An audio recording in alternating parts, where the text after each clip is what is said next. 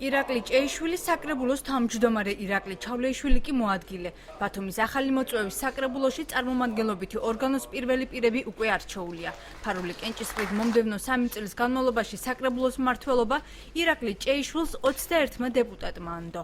საკრებულოს თავმჯდომარეობა ჩემთვის არის ძალიან დიდი პატივი, რისთვისაც მადლობას ვუხდი სრულ შემადგენლობას. იქნება ცვლილებები გარკვეული რეორგანიზაციით, შესაბამისად თუ ვინსად დაინიშნება ჩვენ მოვდივართ ჩვენი გუნდი და შესაბამისად უახლოეს ხომებზე წარმოგიდგენთ ჩვენი გუნდის შემადგენლობას, როგორც კომიტეტების ხელმძღვანელის თანამდებობაზე, ასევე ფრაქციის და შიდა აპარატის და ასე შემდეგ. ყველაფერს გავაკეთებთ იმისთვის, რომ პროფესიონალთა გუნდი საკრებულოში და მერიაში იქნეს შენარჩუნებული თვითმმართველობაში, ამისთვის ჩვენი ფრაქციით ვიქნებით აქტიურები საკრებულოს ხომებში. დანიშნა განთავისუფლება ხდება საჯარო სამსახურის კანონის შესაბამისად, აქედან გამომდინარე არის საკრებულოს აპარატში ძირითადი კონტინგენტი მუდმივად დანიშნული, ამიტომ განთავისუფლებისთვისაც უნდა იყოს საფუძველი. არის გარკვეული კონტინგენტი, სადაც მოვალეობის შესრულების სტატუსით არიან ადამიანები დანიშნული და მათ კანონმდებლობით დადგენილი ვადაში ჩაუტარდებათ კონკურსი. არჩევნების შედეგების გამოცხადებიდან 120 დღის ვადაში უნდა ჩატარდეს ამ შტატებზე კონკურსი.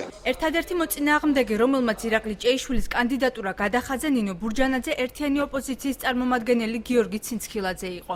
ფარულ კენჭისყრაში მონაწილეობა საერთოდ არ მიიღო იმ 3 დეპუტატმა, რომლებიც საკრებულოში ნაციონალურ მოძრაობას წარმოადგენენ. საინტერესო ისაა, რომ მხოლოდ ქართულ ოცნებაში კი არ შეჯერებულა.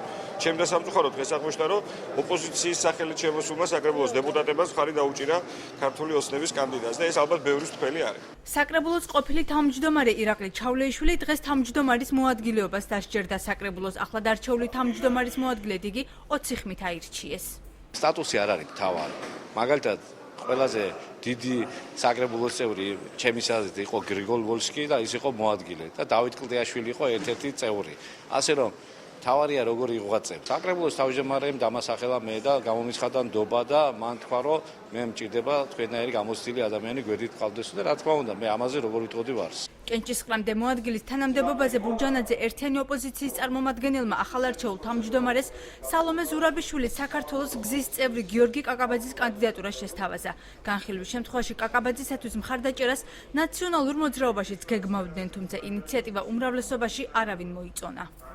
იმედი გქონდა იმისა, რომ როგორც ნაციონალური მოძრაობა წლების განმავლობაში აკეთებდა ამას, დემოკრატიულობის ხარისხიც გამოჩნდებოდა ქართული ოცნების და მოადგილის თანამდებობაზე იქნებოდა ერთ-ერთი ოპოზიციური ძალიდან წარმომადგენელი.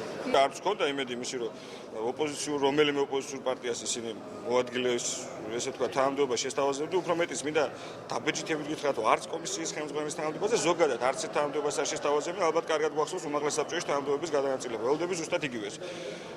რაღაცა 13 მაგას 15 თანამდებობა დაიკავა და ახლობით ალბათ იმგვარი იქნება ბათუმის საკრებულოშიც. მინდოდა გამოცდილი მოადგილე, შესაბამისად ირაკლი ჩავლეიშვილი ყველაზე მეტად გამოცდილია დღეს საკრებულოს შემადგენლობაში. როგორც დღეს გაირკვა, თვითმმართველობის შესახებ კანონში არსებული ჩანაწერის შესაძლებლობას იძლევა ირაკლი ჭეიშვილს 2 მოადგილე ყავდეს, რაზეც შესაძლოა საკრებულომ მომდევნოს ხდომაზე იმსჯელოს.